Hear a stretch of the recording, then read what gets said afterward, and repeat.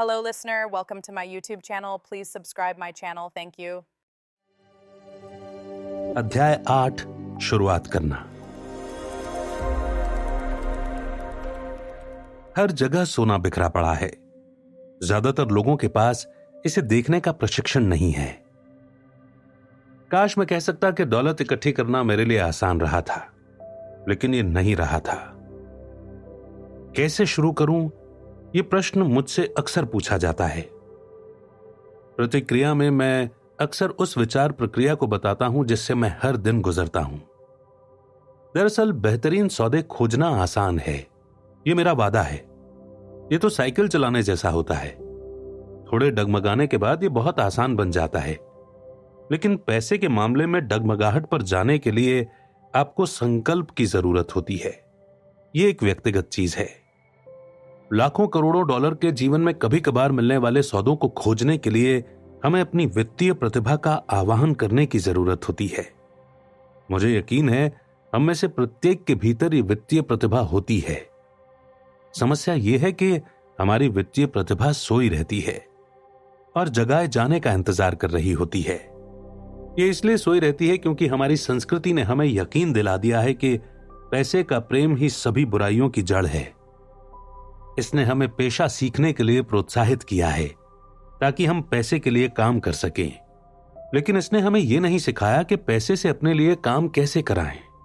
इसने हमें अपने वित्तीय भविष्य के बारे में चिंता नहीं करना सिखाया है, क्योंकि नौकरी के बाद रिटायरमेंट होने पर सरकार या कंपनी हमारी परवाह करेगी।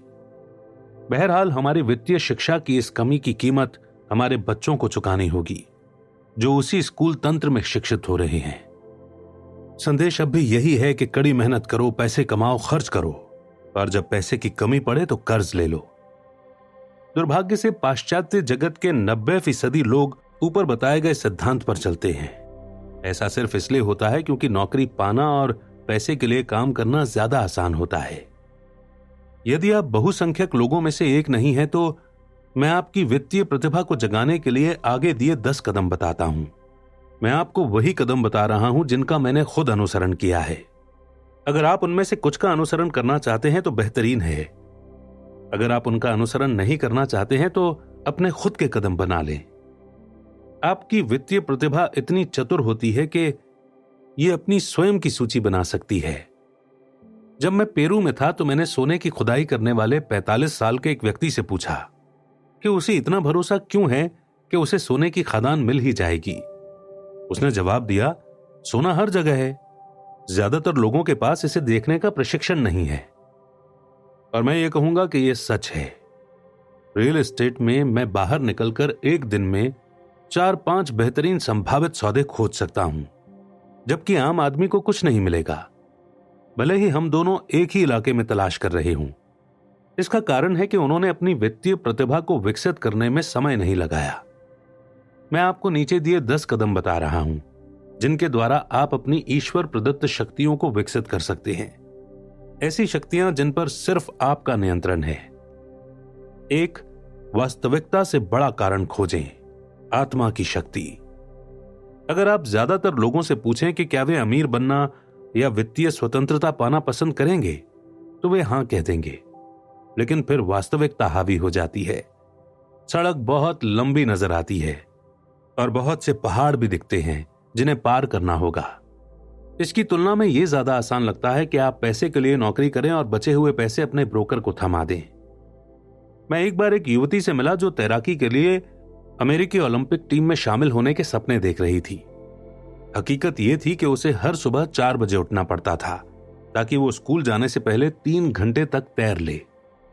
शनिवार की रात को वो अपनी सहेलियों या मित्रों के साथ पार्टी नहीं मनाती थी। उसे हर एक की तरह पढ़ाई करके अपने परीक्षा परिणाम बेहतर करने होते थे। जब मैंने उससे पूछा कि उसकी अति मानवीय महत्वाकांक्षा और कुर्बानी को किस बात से बल मिलता था, तो उसका जवाब था, मैं इसे अपनी प्रतिभा और अपने प्रियजनों की खातिर करती हूं। यह प्रेम ही है जो मुझे बाधाओं और त्यागों के पार ले जाता है। कारण या उद्देश्य चाहता हूं और नहीं चाहता हूं का तालमेल है। जब लोग मुझसे पूछते हैं कि अमीर बनने की चाहत के पीछे मेरा कारण क्या है, तो मैं उन्हें बताता हूं कि ये चाहता हूं और नहीं चाहता हूं का गहरा भावनात्मक संयोग है। मैं कुछ की सूची बताना चाहूंगा। पहले तो अनिच्छाओं यानी नहीं चाहता हूं की, क्योंकि उन्हीं से मेरी इच्छाएं या चाहता हूं उत्पन्न होते हैं। मैं सारी जिंदगी नौकरी नहीं करना चाहता था। मैं वो नहीं चाहता था जो मेरे माता पिता चाहते थे, यानी नौकरी की सुरक्षा और उपनगर में एक मकान। मुझे कर्मचारी बनना पसंद नहीं था। मुझे इस बात से कोफ्त होती थी कि मेरे डैडी मेरे फुटबॉल मैच देखने कभी नहीं आ पाते थे, क्योंकि वे अपना करियर बनाने में बहुत व्यस्त रहते थे। मुझे इस बात से नफरत थी कि मेरे डैडी ने जिंदगी भर कड़ी मेहनत की और उनकी मृत्यु पर सरकार ने उनकी कमाई का ज्यादातर हिस्सा ले लिया, जिसकी खातिर उन्होंने मेहनत की थी। अपनी मृत्यु पर वे अपने वारिसों को कुछ भी नहीं दे पाए, जिसकी खातिर उन्होंने इतनी कड़ी मेहनत की थी। अमीर लोग ऐसा नहीं करते। वे कड़ी मेहनत करते हैं और अपनी दौलत वारिसों के लिए छोड़ जाते हैं। अब चाहता हूं या इच्छाओं की बारी है। मैं दुनिया घूमने और अपनी पसंदीदा जीवन शैली जीने के लिए स्वतंत्र होना चाहता हूं, और यह सब मैं युवावस्था में ही कर लेना चाहता हूं। मैं आजाद रहना चाहता हूं। मैं अपने समय और जीवन पर अपना नियंत्रण चाहता हूं।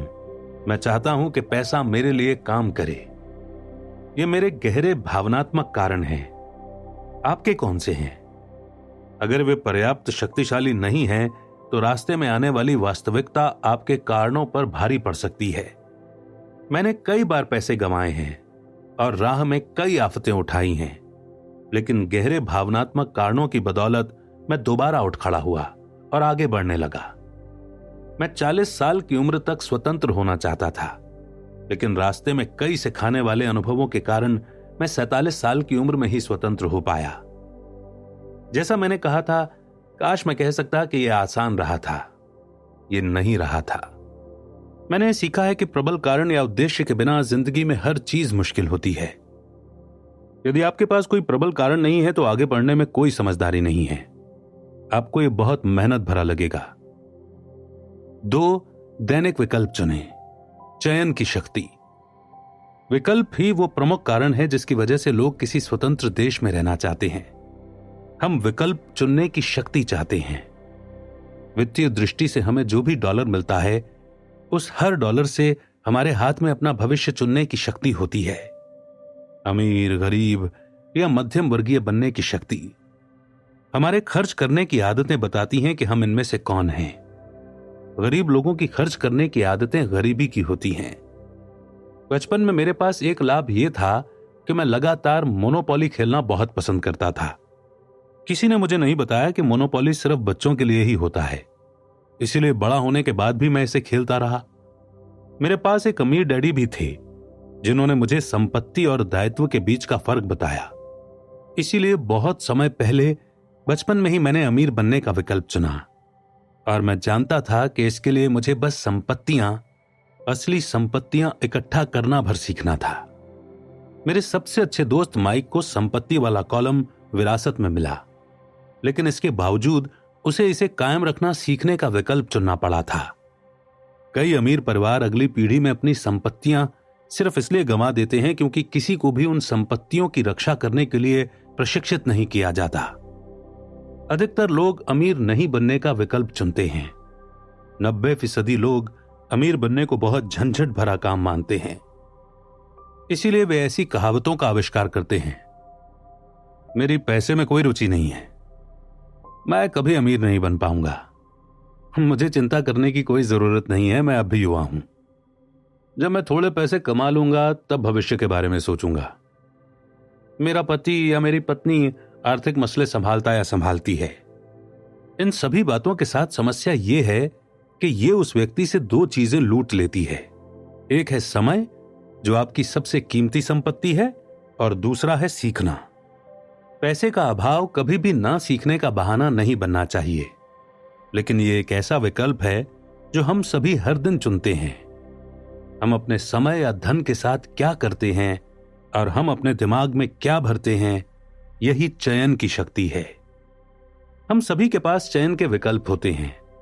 मैं अमीर बनने का विकल्प चुनता हूं और मैं ये विकल्प हर दिन चुनता हूं। पहले शिक्षा में निवेश करें। वास्तव में आपके पास जो एकमात्र सच्ची संपत्ति है वो है आपका मस्तिष्क। जो आपका सबसे शक्तिशाली यंत्र है।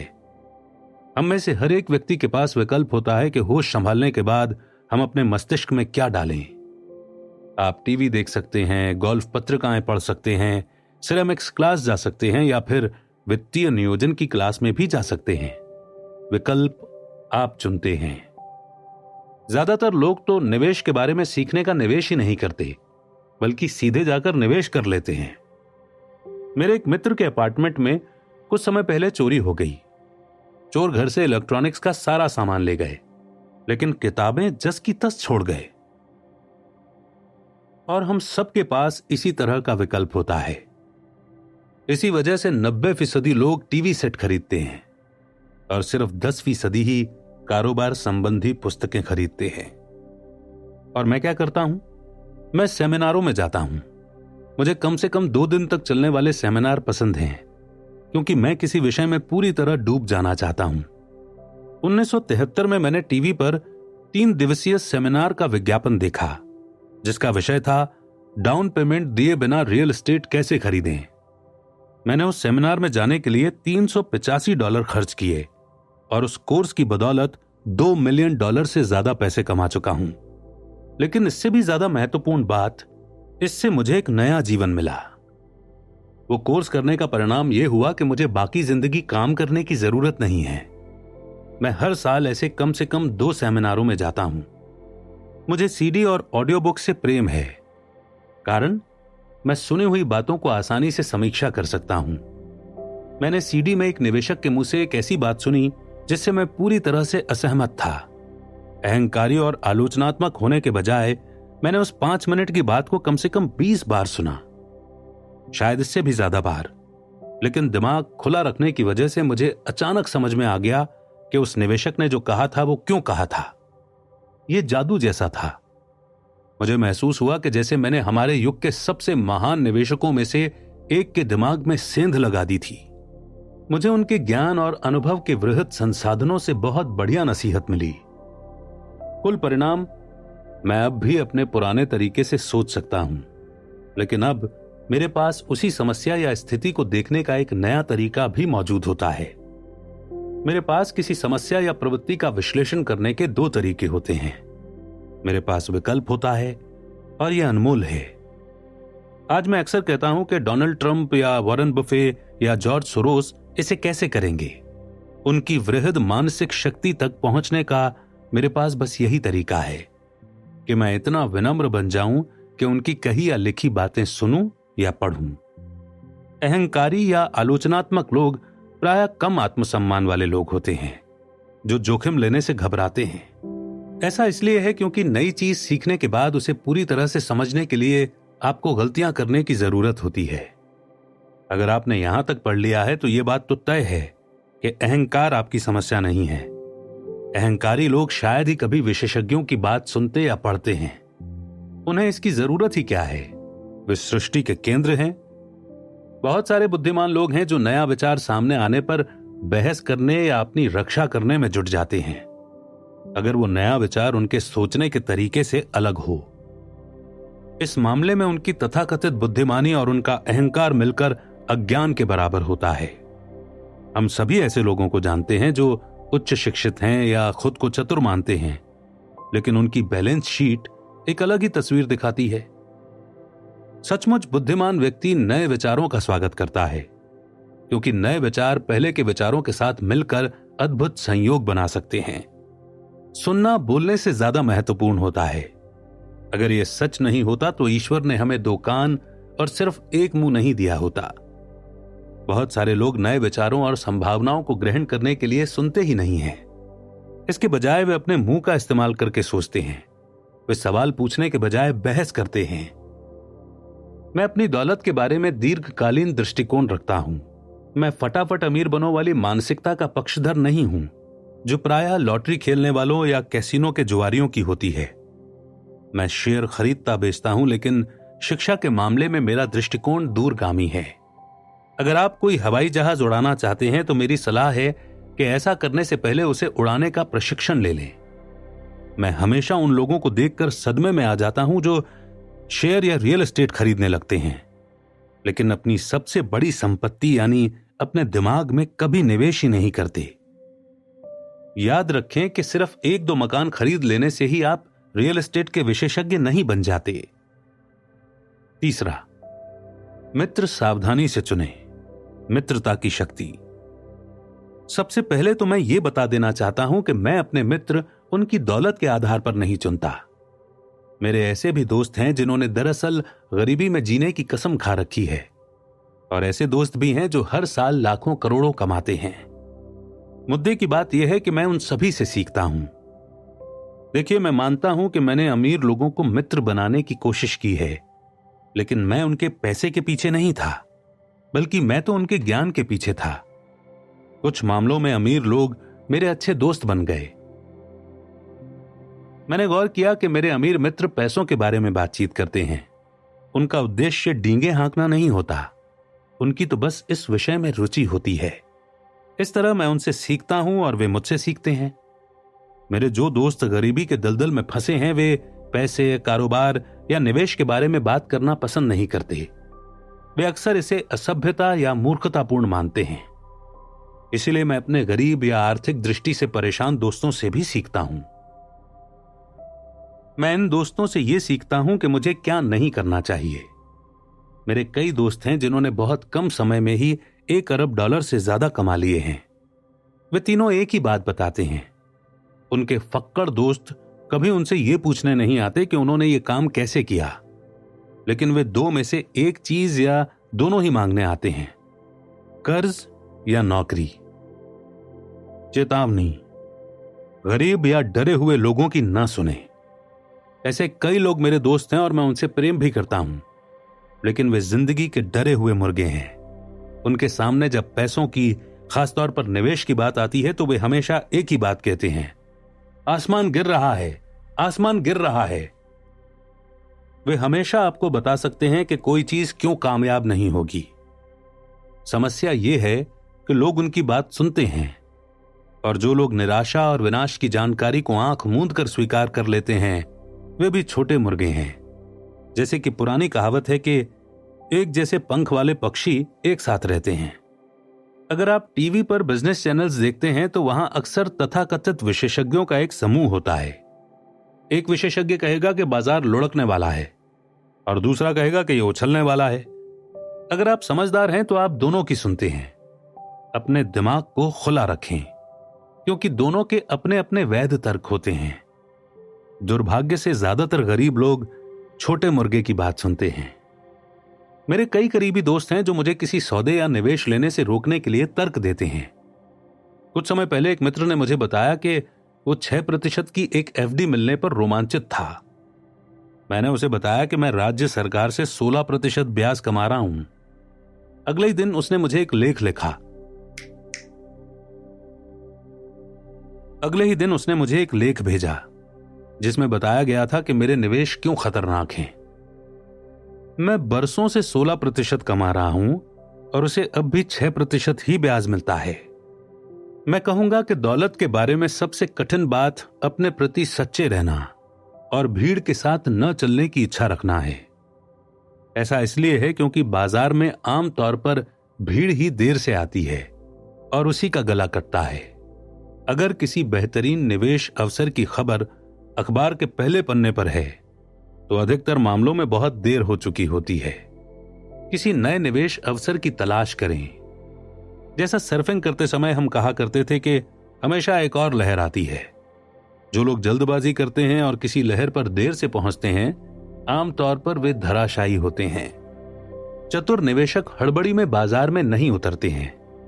अगर वे एक लहर चूक जाते हैं तो वे अगली लहर की तलाश करते हैं और खुद को सही स्थिति में ले आते हैं।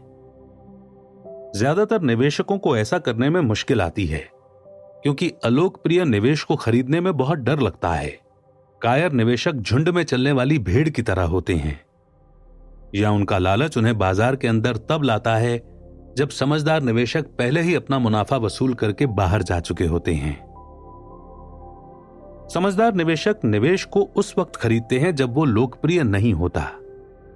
वे जानते हैं कि उन्हें मुनाफा बेचते समय नहीं बल्कि खरीदते समय होता है, इसलिए वे धैर्यपूर्वक इंतजार करते हैं। जैसा मैंने कहा था कि वे बाजार में उतरने की हड़बड़ी नहीं करते हैं। सर्फिंग करने वाले की तरह ही वे भी अगली बड़ी लहर के लिए सही स्थिति में आ जाते हैं। ये सब अंदरूनी या इनसाइडर ट्रेडिंग है। अंदरूनी ट्रेडिंग कई प्रकार की होती है, जिनमें से कुछ गैर कानूनी हैं और कुछ कानूनी हैं, लेकिन किसी भी तरह देख लें, यह अंदरूनी ट्रेडिंग है। एकमात्र फर्क यह होता है कि आप अंदर से कितने दूर हैं। आप अमीर मित्र बनाना चाहते हैं। इसका कारण यह है कि पैसा वहीं बनाया जाता है। यह जानकारी के आधार पर बनाया जाता है। आप अगले उछाल के बारे में सुनना चाहते हैं, बाजार के अंदर जाना चाहते हैं और अगले गिराव से पहले बाजार से निकलना चाहते हैं। मैं ये नहीं कह रहा हूं कि इसे गैर कानूनी ढंग से करें, लेकिन आपको जानकारी जितनी जल्दी मिलती है, बहुत कम जोखिम में उतना ही ज्यादा मुनाफा कमाने की आपकी संभावनाएं बेहतर होती जाती हैं। मित्र इसलिए तो होते हैं, और यही वित्तीय बुद्धि है।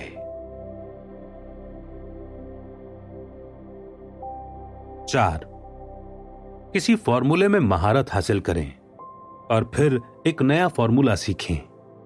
जल्दी सीखने की शक्ति। डबल रोटी बनाने के लिए हर बेकर किसी रेसिपी या फॉर्मूले का अनुसरण करता है, भले ही ये उसके दिमाग में हो। यही पैसे बनाने के बारे में सच है। हम में से ज्यादातर ने यह कहावत सुनी है कि आप वही हैं जो आप खाते हैं। मैं इसे एक अलग तरीके से कहता हूं। मैं कहता हूं कि आप वही बन जाते हैं जो आप पढ़ते हैं। दूसरे शब्दों में, इस बारे में सावधान रहें कि आप क्या सीख रहे हैं, क्योंकि आपका दिमाग इतना शक्तिशाली होता है कि आप अपने दिमाग में जो रखते हैं, आप वही बन जाते हैं। मिसाल के तौर पर, अगर आप पाक कला का अध्ययन करते हैं तो आप में कुक बनने की प्रवृत्ति होती है। अगर आप कुक नहीं बनना चाहते तो आपको कोई दूसरी चीज पढ़ने की जरूरत है। पैसे के मामले में जनता के पास आमतौर पर एक ही बुनियादी फॉर्मूला होता है, जिसे उन्होंने स्कूल में सीखा था, और वो ये है: पैसे के लिए काम करो। संसार में सबसे ज्यादा लोकप्रिय फॉर्मूला यही है कि हर दिन लाखों करोड़ों लोग उठते हैं, नौकरी पर जाते हैं, पैसे कमाते हैं, बिल चुकाते हैं, चेकबुक बैलेंस करते हैं, थोड़े म्यूचुअल फंड खरीदते हैं और फिर दोबारा नौकरी करने चले जाते हैं।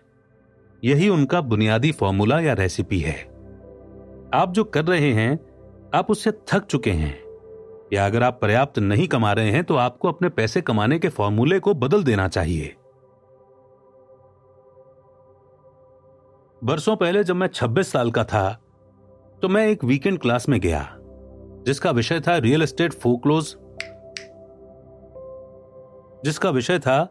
एस्टेट फोरक्लोजर्स कैसे खरीदें। वहां मैंने एक फॉर्मूला सीखा। अगला कदम था सीखे हुए सिद्धांत पर सचमुच अमल करने का अनुशासन रखना। यहीं पर ज्यादातर लोग अटक जाते हैं। 3 साल तक जेरोक्स में काम करते वक्त मैं अपने खाली समय में फोरक्लोजर्स खरीदने की कला में पारंगत होने की कोशिश करता रहा।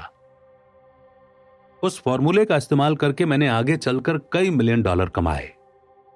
एक बार जब मैं उस फॉर्मूले में माहिर बन गया तो इसके बाद मैं दूसरे फॉर्मूलों की तलाश करने लगा। कई कक्षाओं में मुझे सीधे सीधे तो कोई नई जानकारी नहीं मिली, लेकिन मैंने हमेशा कोई न कोई नई चीज सीखी। मैंने derivative traders, commodity option traders और आर्कियोलॉजिस्ट्स के लिए आयोजित कक्षाओं में हिस्सा लिया है। उन कक्षाओं में मैं अपने चिर परिचित क्षेत्र के बहुत बाहर था। ये तो ऐसे लोगों से भरे कमरे में रहने जैसा था जो न्यूक्लियर फिजिक्स और स्पेस साइंस में पीएचडी हों। फिर भी मैंने बहुत कुछ सीखा, जिसने शेयर बाजार और रियल एस्टेट में मेरे निवेश को ज्यादा सार्थक और लाभकारी बना दिया। ज्यादातर जूनियर कॉलेजों और कम्युनिटी कॉलेजों में वित्तीय नियोजन और पारंपरिक निवेश खरीदने पर कक्षाएं आयोजित की जाती हैं। शुरुआत करने के लिए वे अच्छी जगह हैं, लेकिन मैं हमेशा ज्यादा तेज फॉर्मूले की तलाश करता रहता हूं। इसलिए काफी नियमित रूप से मैं एक दिन में जितना कमाता हूं, उतना कमाने में कई लोगों को पूरी जिंदगी लग जाएगी। एक और बात, आज के तेजी से बदल रहे संसार में आपका पुराना ज्ञान अब उतना महत्वपूर्ण नहीं है, क्योंकि प्रायः आपकी जानकारी बासी हो चुकी है।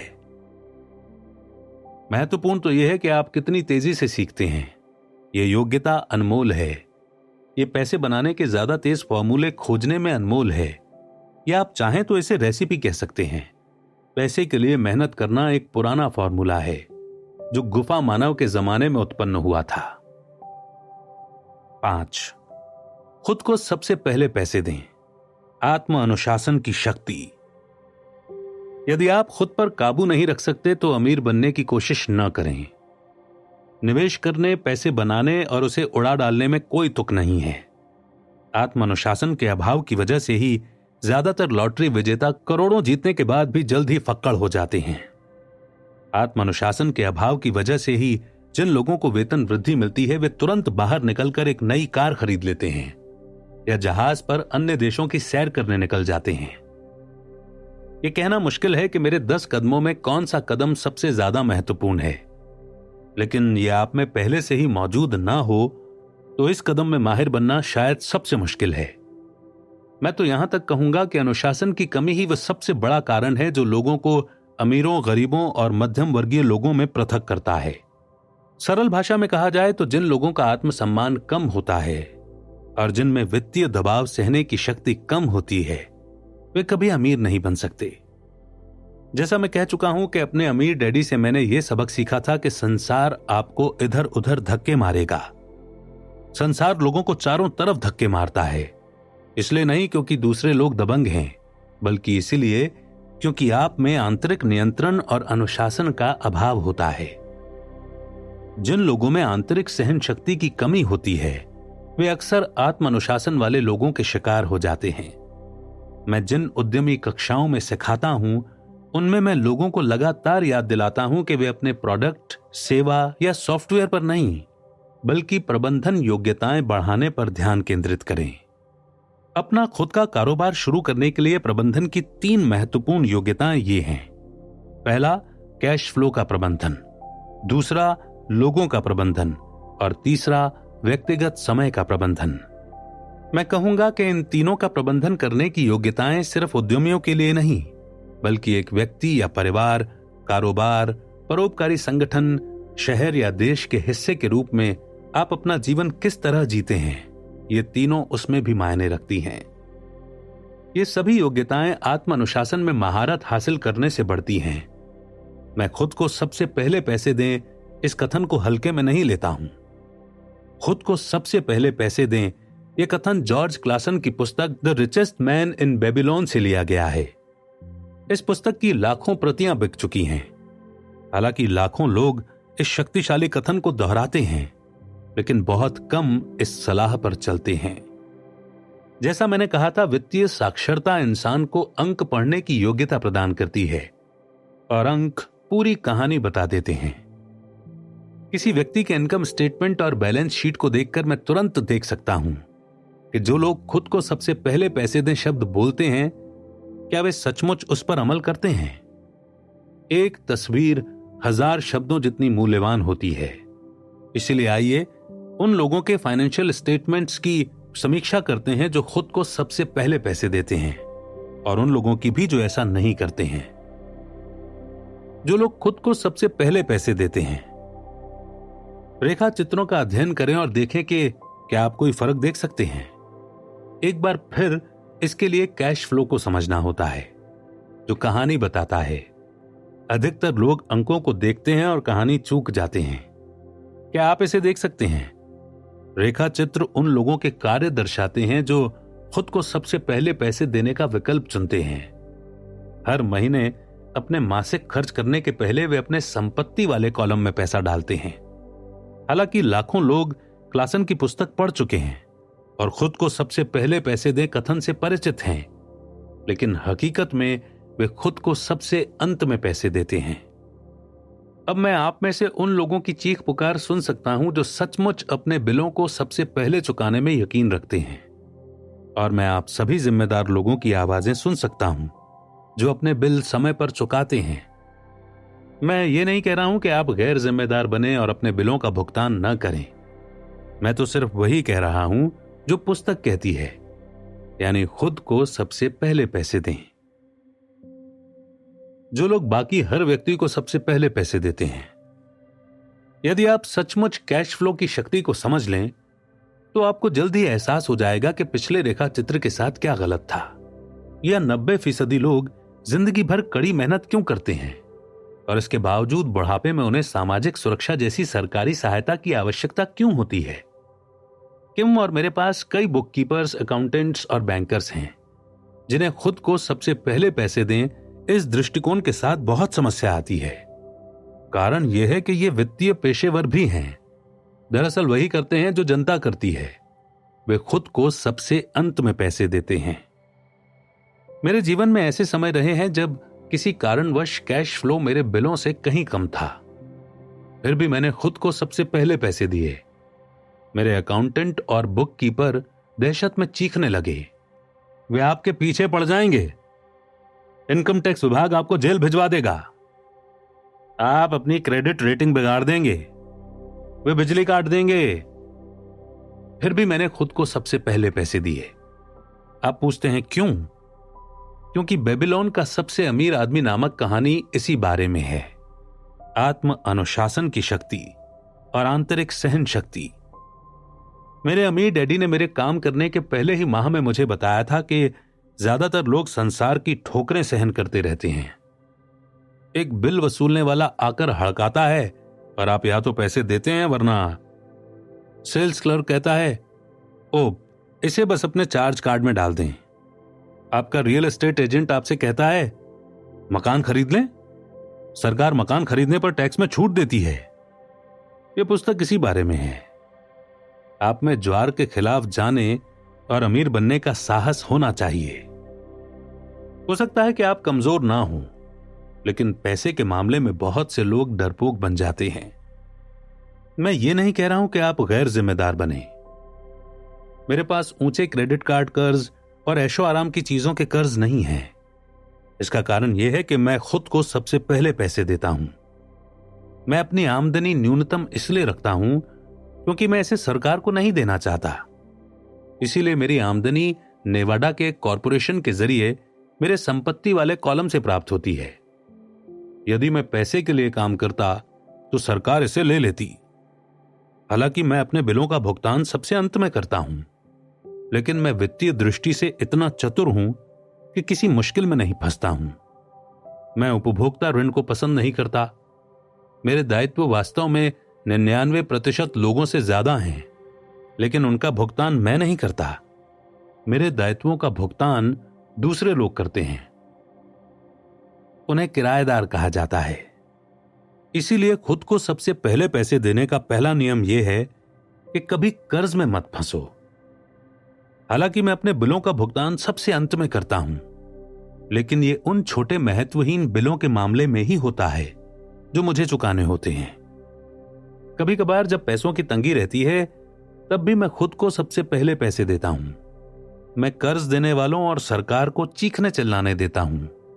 उनका सख्त होना मुझे अच्छा लगता है। क्यों? क्योंकि वो लोग मुझ पर एक एहसान कर रहे हैं। वे मुझे बाहर निकलकर ज्यादा पैसे कमाने के लिए प्रेरित कर रहे हैं। इसीलिए मैं खुद को सबसे पहले पैसे देता हूं, उस पैसे का निवेश करता हूं और कर्ज देने वालों को चीखने चिल्लाने देता हूं। मैं आमतौर पर उन्हें सही समय पर पैसे दे देता हूं। किम और मेरी क्रेडिट रेटिंग बेहतरीन है। हम बस दबाव के सामने नहीं झुकते और उपभोक्ता ऋण चुकाने के लिए अपनी बचत को खर्च नहीं करते या शेयरों को नहीं बेचते। इसमें बहुत ज्यादा वित्तीय समझदारी नहीं है। खुद को सबसे पहले सफलतापूर्वक पैसे देने के लिए इन बातों को याद रखें। 1, कभी भी भारी कर्ज में न फंसें जिसे आपको चुकाना हो। अपने खर्च कम रखें। अपनी संपत्तियों को सबसे पहले बनाएं। इसके बाद ही कोई बड़ा मकान या अच्छी कार खरीदें। चूहा दौड़ में फंसे रहने से कोई समझदारी नहीं है। 2, जब आपके पास पैसे की तंगी हो तो दबाव बढ़ने दें, लेकिन अपनी बचत या निवेशों में हाथ न डालें। दबाव का इस्तेमाल अपनी वित्तीय प्रतिभा को प्रेरित करने के लिए करें ताकि ये ज्यादा पैसे कमाने और आपके बिलों का भुगतान करने के नए तरीके सोचे। इससे आपकी पैसे बनाने की योग्यताएं और वित्तीय बुद्धि दोनों ही बढ़ जाएंगी। मैं बहुत बार वित्तीय मुश्किलों में फंसा हूं, लेकिन मैंने हमेशा ज्यादा आमदनी कमाने के लिए अपने दिमाग का इस्तेमाल किया है। और अपने संपत्ति वाले कॉलम में मौजूद संपत्तियों की दृढ़ता से रक्षा की है। मेरा बुक कीपर चिल्लाता हुआ दौड़ लगाकर छिप गया था, लेकिन मैं एक अच्छे सैनिक की तरह किले की रक्षा कर रहा था। संपत्ति का किला। गरीब लोगों में गरीब आदतें होती हैं। बचत में हाथ डालना एक आम बुरी आदत है। अमीर लोग जानते हैं कि बचत का इस्तेमाल बिल चुकाने के लिए नहीं बल्कि ज्यादा पैसे कमाने के लिए किया जाता है। मैं जानता हूं कि यह कठोर लगता है, लेकिन जैसा मैंने कहा था, अगर आप अंदर से कठोर नहीं हैं तो संसार आपको वैसे भी हमेशा इधर से उधर धक्के मारेगा। यदि आपको वित्तीय दबाव पसंद नहीं है तो ऐसा फॉर्मूला खोजें जो आपके लिए कारगर हो। एक अच्छा फॉर्मूला है खर्च कम करना, अपना पैसा बैंक में रखना, इनकम टैक्स में अपने न्यायपूर्ण हिस्से से ज्यादा भुगतान करना, सुरक्षित म्यूचुअल फंड्स खरीदना और फिर औसत बने रहने की कसम खाना। लेकिन ये खुद को सबसे पहले पैसे दें, इस नियम का उल्लंघन है। यह नियम आत्मत्याग या वित्तीय संयम को प्रोत्साहित नहीं करता है। इसका मतलब यह नहीं है कि आप खुद को सबसे पहले पैसे देने के बाद भूखे मर जाएं। जीवन आनंद के लिए मिला है। अगर आप अपनी वित्तीय प्रतिभा का आह्वान करते हैं तो आपको जीवन की सारी चीजें मिल सकती हैं। आप अमीर बन सकते हैं और बिल चुका सकते हैं, और इसी को वित्तीय बुद्धि कहते हैं। 6. अपने ब्रोकर्स को अच्छे पैसे दें। अच्छी सलाह की शक्ति। कई बार मैं देखता हूं कि लोग अपने मकान के सामने एक तख्ती लगा देते हैं जिस पर लिखा होता है मालिक द्वारा बिकाऊ है। या मैं टीवी पर लोगों को देखता हूं जो डिस्काउंट ब्रोकर्स होने का दावा करते हैं। मेरे अमीर डैडी ने मुझे इसके विपरीत नीति पर चलना सिखाया था। वे पेशेवरों को अच्छे पैसे देने में यकीन करते थे, और मैं भी उन्हीं की नीति पर चलता हूं। आज मेरे पास महंगे वकील, अकाउंटेंट, रियल एस्टेट ब्रोकर्स और शेयर दलाल हैं। क्यों? क्योंकि अगर, और मेरा मतलब है अगर, ये लोग पेशेवर हैं तो उनकी सेवाओं से आपका मुनाफा बढ़ना चाहिए, और वे मुझे जितने ज्यादा पैसे कमाते हैं उनकी बदौलत मैं उससे बहुत ज्यादा पैसे कमाता हूं। हम सूचना युग में रहते हैं। सूचना बेशकीमती है। एक अच्छा ब्रोकर आपको जानकारी देगा, लेकिन साथ ही वो आपको शिक्षित करने के लिए समय भी देगा। मेरे कई ब्रोकर्स मेरे लिए यह करते हैं। कुछ ने मुझे तब सिखाया था जब मेरे पास बहुत कम पैसा था या बिल्कुल भी नहीं था। मैं आज भी उनके साथ हूं।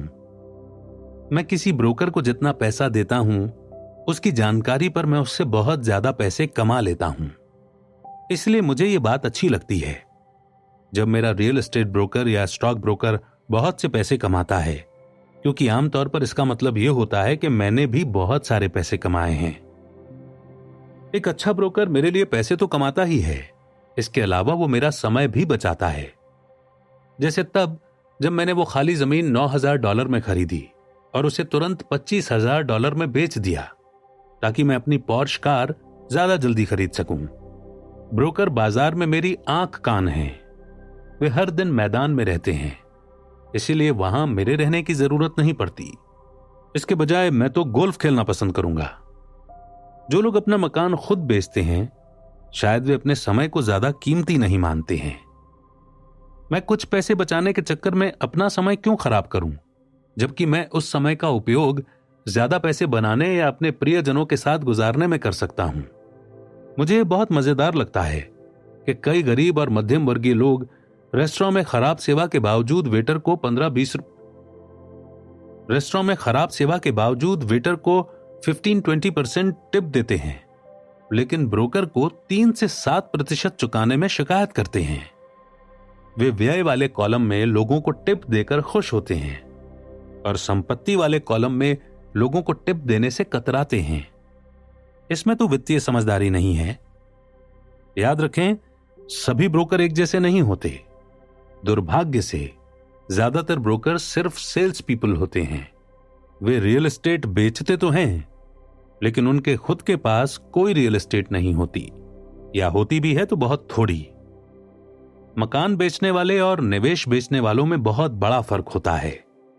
यही शेयर, बॉन्ड, म्यूचुअल फंड और बीमे के ब्रोकर्स के बारे में सच है, जो खुद को वित्तीय नियोजक कहते हैं। जब मैं इस तरह के किसी भुगतान पाने वाले पेशेवर व्यक्ति से बात करता हूं तो मैं पहले यह पता लगाता हूं कि उसके खुद के पास कितनी जायदाद या शेयर हैं और वो कितने फीसदी टैक्स देता है। और ये मेरे टैक्स वकील तथा अकाउंटेंट पर भी लागू होता है। मेरा एक अकाउंटेंट है जो अपने खुद के काम पर ध्यान केंद्रित करता है। उसका पेशा अकाउंटिंग है, लेकिन उसका काम रियल एस्टेट है। इससे पहले मेरे पास एक अकाउंटेंट था जो एक छोटे कारोबार का अकाउंटेंट था, लेकिन उसके पास कोई रियल एस्टेट नहीं थी। मैंने अकाउंटेंट बदल लिया क्योंकि हम एक ही कारोबार से प्रेम नहीं करते थे। ऐसा ब्रोकर खोजें जो आपके सर्वश्रेष्ठ हित में काम करे। कई ब्रोकर्स आपको शिक्षित करने में समय लगाएंगे। वे आपके लिए सबसे अच्छी संपत्ति साबित हो सकते हैं। बस उदार रहें और उनमें से ज्यादातर आपके प्रति उदार रहेंगे। अगर आप उनके कमीशन में कटौती करने के बारे में ही सोचते रहेंगे तो फिर वे आपकी ज्यादा मदद क्यों करेंगे? यह सरल सा तर्क है। जैसा मैंने पहले कहा था, प्रबंधन की एक योग्यता लोगों को प्रबंधन करना है। कई लोग सिर्फ उन्हीं लोगों का प्रबंधन कर पाते हैं जो उनसे कम चतुर हों और जिन पर उनकी शक्ति हो। मध्यम श्रेणी के कई मैनेजर मध्यम श्रेणी में ही बने रहते हैं और उन्हें प्रमोशन नहीं दिया जाता है क्योंकि वे सिर्फ अपने मातहतों के साथ ही काम करना जानते हैं, अपने ऊपर के लोगों के साथ काम करना नहीं जानते। वास्तविक योग्यता है किसी तकनीकी क्षेत्र में अपने से श्रेष्ठ और चतुर व्यक्तियों का प्रबंधन करना तथा उन्हें अच्छे पैसे देना। इसीलिए कंपनियों का एक संचालक मंडल होता है। आपका भी होना चाहिए। इसी में वित्तीय समझदारी है। 7, इंडियन गिवर बने। कुछ नहीं देकर कुछ पाने की शक्ति। जब पहले यूरोपीय निवासी अमेरिका में रहने गए तो वे अमेरिकी भारतीयों की एक सांस्कृतिक परंपरा देखकर दंग रह गए। मिसाल के तौर पर अगर किसी गोरे आदमी को ठंड लगती थी तो अमेरिकी भारतीय उसे एक कंबल दे देते थे। श्वेत प्रवासी इसे उपहार मान लेता था और जब अमेरिकी भारतीय कंबल वापस मांगता था तो उसे अक्सर बुरा लग जाता था। अमेरिकी भारतीयों को भी बुरा लगता था जब उन्हें पता चलता था कि श्वेत प्रवासी कंबल वापस नहीं करना चाहते हैं। यहीं से इंडियन गिवर वाक्यांश पैदा हुआ, एक छोटी सी सांस्कृतिक गलतफहमी के कारण। संपत्ति वाले कॉलम में संसार में इंडियन गिवर बनना दौलत के लिए बहुत जरूरी है। प्रबुद्ध निवेशक का पहला सवाल यह होता है, मेरा पैसा मुझे कितनी जल्द वापस मिल सकता है? वे ये जानना चाहते हैं कि उन्हें मुफ्त में क्या मिलेगा। इसीलिए आरओआई यानी निवेश पर मुनाफा इतना महत्वपूर्ण है। मिसाल के तौर पर मुझे फोरक्लोजर में एक छोटा कॉन्डोमिनियम मिला। यह मेरे घर से कुछ ही ब्लॉक दूर था। बैंक वाले $60,000 चाहते थे और मैंने $50,000 की बोली का आवेदन दे दिया। उन्होंने इसे स्वीकार कर लिया क्योंकि मेरे आवेदन के साथ $50,000 का कैशियर्स चेक भी लगा हुआ था। उन्हें एहसास हो गया कि मैं गंभीर हूं। ज्यादातर निवेशक कहेंगे कि क्या आप बहुत सारा पैसा फंसा नहीं रहे थे?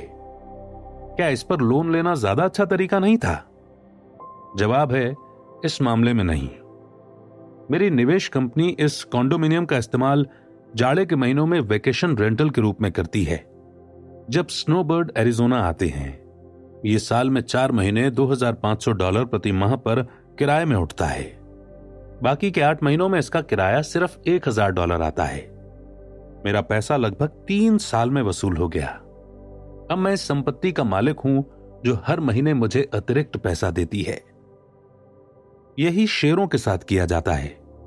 अक्सर मेरा ब्रोकर फोन करके सलाह देता है कि मैं किसी कंपनी के शेयर में काफी बड़ी राशि लगा दूं, क्योंकि उसे लगता है कि कोई ऐसी चीज होने वाली है जिससे उस शेयर का भाव बढ़ जाएगा, जैसे किसी एक नए प्रोडक्ट की घोषणा।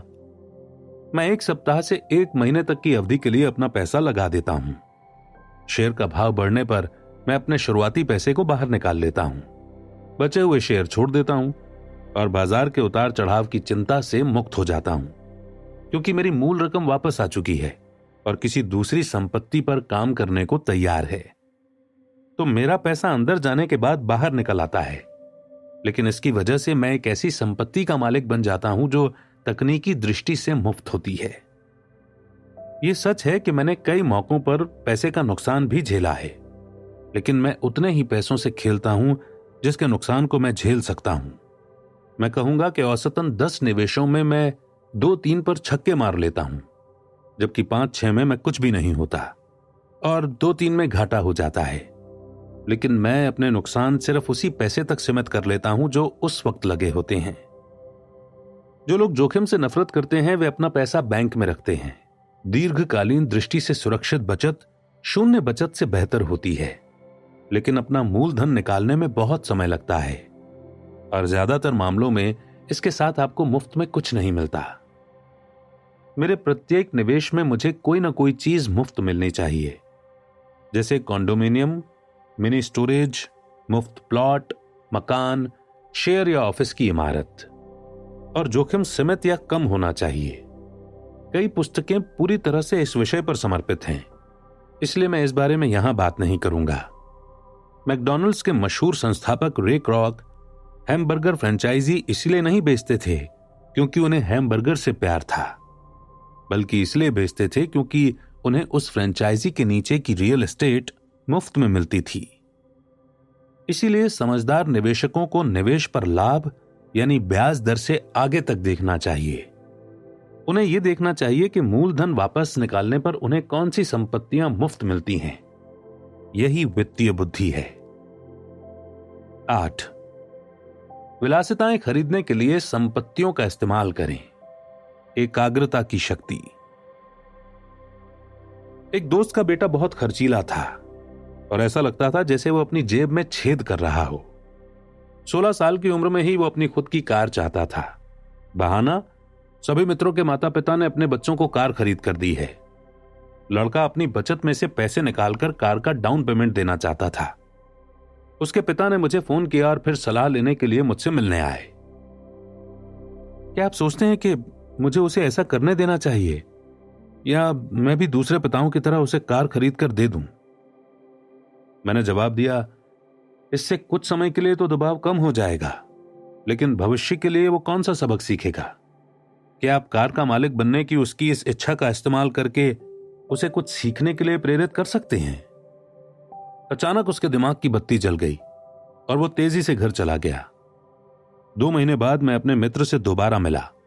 मैंने पूछा, क्या आपके बेटे को नई कार मिल गई? उसने कहा, नहीं, उसे नहीं मिली, लेकिन मैंने उसे कार के लिए $3000 दे दिए। मैंने उससे कहा है कि वो अपने कॉलेज मनी के बजाय मेरे पैसों का इस्तेमाल करे। वाह, ये तो आपकी उदारता है, मैंने कहा। वो बोले, नहीं, दरअसल ऐसा कुछ नहीं है। पैसे के साथ एक शर्त जुड़ी है। शर्त क्या है? मैंने पूछा। देखिए, सबसे पहले तो हमने आपका कैश फ्लो गेम खेला, फिर हमने पैसे के समझदारीपूर्ण उपयोग के बारे में लंबी बातचीत की। उसके बाद मैंने उसे द वॉल स्ट्रीट जर्नल की सदस्यता दिला दी और शेयर बाजार पर कुछ पुस्तकें भी दिला दी। फिर क्या हुआ? मैंने पूछा। और शर्त क्या थी? मैंने उससे कहा कि वो $3000 उसके थे, लेकिन वो उस पैसे से सीधे कार नहीं खरीद सकता था। वो इसका इस्तेमाल किसी शेयर ब्रोकर को खोजने और शेयर खरीदने बेचने में कर सकता था। एक बार जब वो $3000 को 6000 कर लेगा तो फिर वो उसमें से कार खरीद सकता है और बाकी का $3000 उसके कॉलेज फंड में चला जाएगा। और परिणाम क्या हुआ? मैंने पूछा। देखिए, अपने शेयर व्यापार में वो शुरुआत में तो खुशकिस्मत रहा, लेकिन कुछ दिनों बाद काफी रकम गंवा दी। फिर उसकी सच्ची रुचि जागी। आज मैं कहूंगा कि उसके $2000 कम हो चुके हैं, लेकिन उसकी दिलचस्पी आसमान छू रही है। उसने मेरी खरीद कर दी हुई सारी पुस्तकें पढ़ ली हैं और वो अधिक पुस्तकें लाने के लिए लाइब्रेरी जाता है। वो उत्साह से द वॉल स्ट्रीट जर्नल पढ़ता है और सूचकों पर नजर रखता है। उसके पास सिर्फ $1000 बचे हैं, लेकिन उसकी दिलचस्पी और ज्ञान आसमान छू रहे हैं। वो जानता है कि अगर ये बचे हुए पैसे चले गए तो 2 साल तक उसे पैदल चलना होगा, लेकिन उसे अब इसकी कोई परवाह नहीं है। वो तो कार लेने में रुचि भी नहीं दिखाता है, क्योंकि उसे एक मजेदार खेल मिल गया है। फिर मैंने पूछा, अगर वो सारा पैसा गंवा दे तो क्या होगा? तब की तब देखी जाएगी।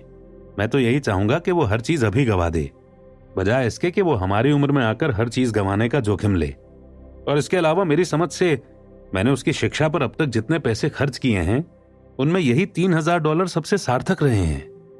वो जो सीख रहा है वो जीवन भर उसके काम आएगा और ऐसा लगता है कि अब वो पैसे की शक्ति का सम्मान करने लगा है।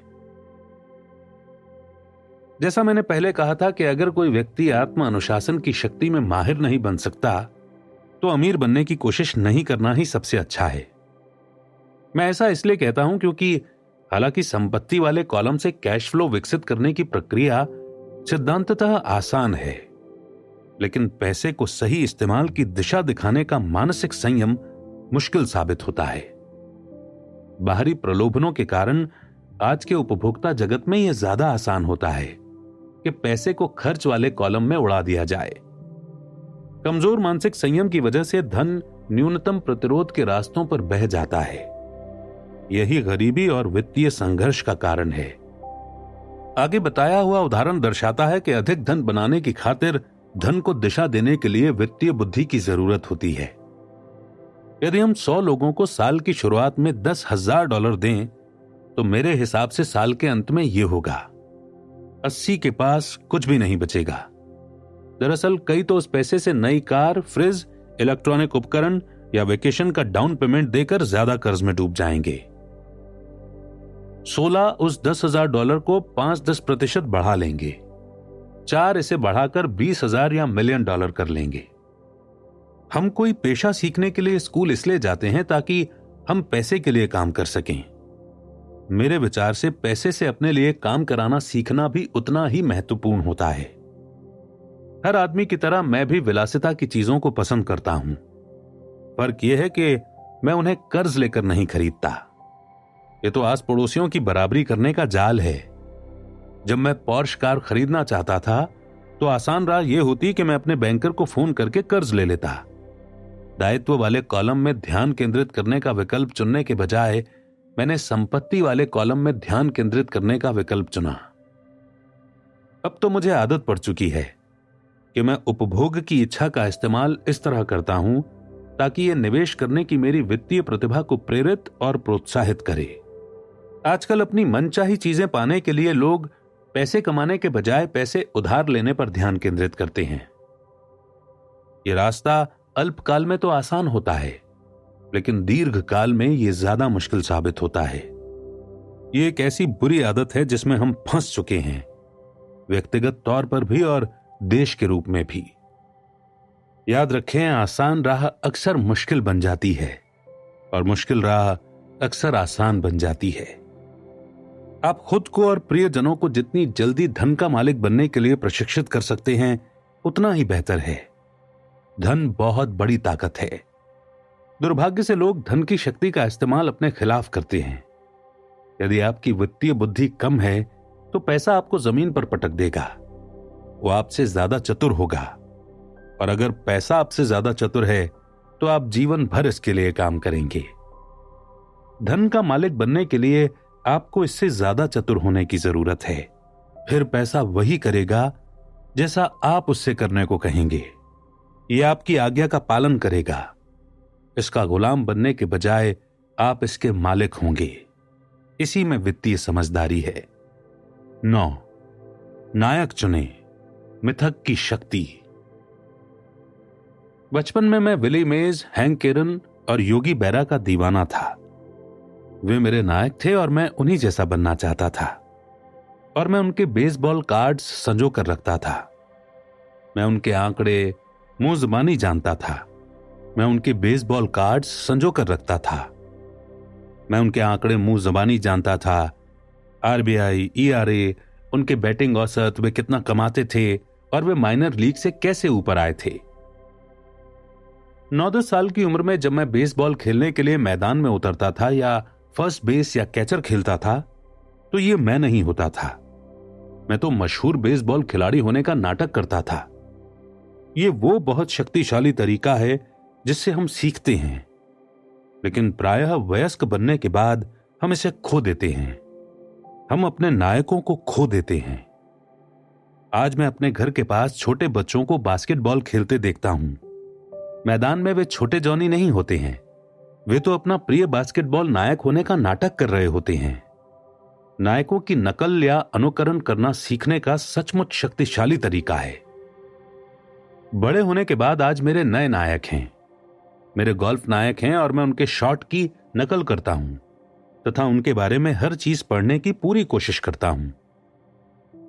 मेरे Donald Trump, Warren Buffett, Peter lynch, George Soros और जिम रॉजर्स जैसे नायक भी हैं। मैं उनके आंकड़े उसी तरह जानता हूं जिस तरह की बचपन में अपने बेसबॉल नायकों के ERA यानी कि अर्न्ड रन एवरेज और RBI यानी कि रन्स बैटेड इन जानता था। वॉरेन बफे जिसमें निवेश करते हैं, मैं उसकी निगरानी करता हूं और मैं बाजार संबंधी उनके दृष्टिकोण के बारे में सब कुछ पढ़ने की कोशिश करता हूं तथा इस बारे में भी जानना चाहता हूं कि वे शेयर कैसे चुनते हैं। इसके अलावा मैं डोनाल्ड ट्रंप के बारे में पढ़ता हूं और यह पता लगाने की कोशिश करता हूं कि वे कैसे सौदेबाजी करते हैं तथा सौदों को अंजाम देते हैं। जिस तरह मैदान में बेसबॉल में बैटिंग करने जाते समय मैं दरअसल अपनी भूमिका में नहीं होता था, उसी तरह जब मैं बाजार में होता हूं या सौदेबाजी कर रहा होता हूं तो मैं अवचेतन रूप से ट्रंप के साहस की नकल कर रहा होता हूं, या किसी प्रवृत्ति का विश्लेषण करते समय मैं उसे वॉरेन बफे की नजर से देखता हूं। नायक होने से हम अपनी छिपी हुई प्रतिभा के एक जबरदस्त स्रोत का दोहन करते हैं, लेकिन नायक हमें प्रेरित करने से भी ज्यादा काम करते हैं। नायक चीजों को आसान दिखाते हैं। चीजें आसान दिखने के कारण हम भी उन्हीं जैसा बनना चाहते हैं।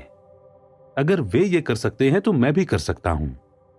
जब निवेश की बात आती है तो बहुत सारे लोग इसे मुश्किल बनाकर पेश करते हैं। इसके बजाय ऐसे नायक खोजें जो इसे आसान बनाते हों। 10 सिखाओ और आपको मिलेगा देने की शक्ति। मेरे दोनों डैडी शिक्षक थे। मेरे अमीर डैडी ने मुझे एक सबक सिखाया जो जीवन भर मेरे साथ रहा है, परोपकारी बनने या देने की आवश्यकता। मेरे शिक्षित डैडी ने अपना बहुत सा समय और ज्ञान तो दिया, लेकिन पैसा कभी दान में नहीं दिया। वे आमतौर पर कहते थे कि जब उनके पास थोड़ा अतिरिक्त पैसा आएगा तब वे दान देंगे, लेकिन जाहिर है कि उनके पास शायद ही कभी अतिरिक्त पैसा आया। मेरे अमीर डैडी शिक्षा के साथ साथ पैसे भी दान देते थे। वे टाइदिंग या दशमांश दान में दृढ़ता से यकीन करते थे। वे हमेशा कहते थे, अगर आपको कुछ चाहिए तो आपको इसे पहले देने की जरूरत है। जब उनके पास पैसे की कमी रहती थी तब भी वे अपने चर्च या अपने पसंदीदा परोपकारी संस्था को पैसे दान में देते थे। अगर मैं आपके साथ केवल एक ही विचार छोड़ सकूं तो वो विचार यही होगा, जब भी आप किसी चीज की कमी या जरूरत महसूस करें तो आप अपनी मनचाही चीज पहले दे दें और इसके बाद ये ढेर सारी होकर आपके पास लौटेगी। ये पैसे, मुस्कान, प्रेम या मित्रता किसी भी चीज के बारे में सच है। मैं जानता हूं कि अक्सर इंसान इस काम को सबसे अंत में ही करना चाहेगा, लेकिन मैं ये बताना चाहूंगा कि इससे मुझे हमेशा फायदा हुआ है। मेरा विश्वास है कि आदान प्रदान का सिद्धांत सच है, इसीलिए मैं वही चीज देता हूं जो मैं पाना चाहता हूं। मैं पैसे चाहता हूं इसलिए मैं पैसे देता हूं और ये कई गुना होकर लौटता है। मैं बिक्री चाहता हूं इसलिए मैं कोई चीज बेचने में किसी दूसरे की मदद करता हूं और मेरी भी बिक्री बढ़ जाती है। मैं संपर्क बनाना चाहता हूं इसीलिए मैं संपर्क बनाने में किसी दूसरे की मदद करता हूं। जादू की तरह मेरे भी संपर्क बढ़ जाते हैं। मैंने बरसों पहले यह कहावत सुनी थी, ईश्वर को पाने की जरूरत नहीं है लेकिन इंसान को देने की जरूरत है। मेरे अमीर डैडी अक्सर कहते थे, गरीब लोग अमीरों से ज्यादा लालची होते हैं। वे स्पष्ट करते थे कि अगर कोई आदमी अमीर है तो इसका मतलब यह है कि वो दूसरों को कोई मनचाही चीज प्रदान कर रहा था। मेरे जीवन में जब भी मैंने खुद को जरूरतमंद या पैसे की कमी या मदद की कमी महसूस करते पाया है तो मैंने अपने दिल को टटोला कि मैं क्या चाहता हूं और फिर मैंने उसे पहले देने का फैसला किया, और जब जब मैंने दिया ये हमेशा मेरे पास लौट कर आया। इससे मुझे एक कहानी याद आती है। एक आदमी जाड़े की ठंडी रात में जलाऊ लकड़ी हाथ में लेकर बैठा था। वो अंगीठी से चिल्ला चिल्ला कर कह रहा था, जब तुम मुझे थोड़ी गर्मी दोगी तब मैं तुम में लकड़ी डालूंगा। चाहे बात पैसे, प्रेम, खुशी, बिक्री या संपर्कों की हो, इंसान को बस यही याद रखने की जरूरत है कि अपनी मनचाही चीज पाने के लिए उसे पहले देना होगा। मैं क्या चाहता हूं और मैं इसे किसी दूसरे को कैसे दे सकता हूं। अक्सर ये सोचने भर से ही वरदानों की बौछार शुरू हो जाती है। जब भी मैं महसूस करता हूं कि लोग मेरी तरफ देखकर नहीं मुस्कुरा रहे हैं, तो मैं मुस्कुराने लगता हूं और हेलो कहने लगता हूं। जादू की तरह मेरे आसपास अचानक बहुत से मुस्कुराने वाले लोग जमा हो जाते हैं। ये सच है कि आपका संसार आपका ही आईना होता है। इसीलिए मैं कहता हूं कि सिखाओ और आपको मिलेगा। मैंने पाया है कि सीखने की इच्छा रखने वाले लोगों को मैं जितना ज्यादा सिखाता हूं, मैं भी उतना ही ज्यादा सीखता हूं। अगर आप धन के बारे में सीखना चाहते हो तो इसे किसी दूसरे को सिखाएं। ऐसा करने पर आपके दिमाग में नए विचारों और फॉर्मूलों का सैलाब आ जाएगा। ऐसे भी समय रहे हैं जब मैंने दिया तो था, लेकिन कुछ वापस नहीं लौटा, या जो मुझे मिला ये वो नहीं था जो मैं चाहता था। ऐसे मौकों पर गहरे निरीक्षण और आत्म अवलोकन के बाद मैंने पाया कि मैं इन प्रकरणों में देने के लिए नहीं, बल्कि पाने के लिए दे रहा था। मेरे डैडी ने शिक्षकों को सिखाया, इसीलिए वे बेहतरीन शिक्षक बन गए। मेरे अमीर डैडी हमेशा युवाओं को कारोबार करने का तरीका सिखाते थे। पीछे पलटकर देखने पर मैं पाता हूं कि अपने ज्ञान को उदारता से बांटने की वजह से ही वे ज्यादा चतुर बने। इस संसार में ऐसी शक्तियां हैं जो हमसे बहुत ज्यादा चतुर हैं। आप वहां अपने दम पर पहुंच सकते हैं, लेकिन उन शक्तियों की मदद से यह काम कहीं अधिक आसान हो जाता है। इसके लिए आपको तो बस इतना ही करना है कि आप उदार रहें और वे शक्तियां भी आपके प्रति उदार रहेंगी।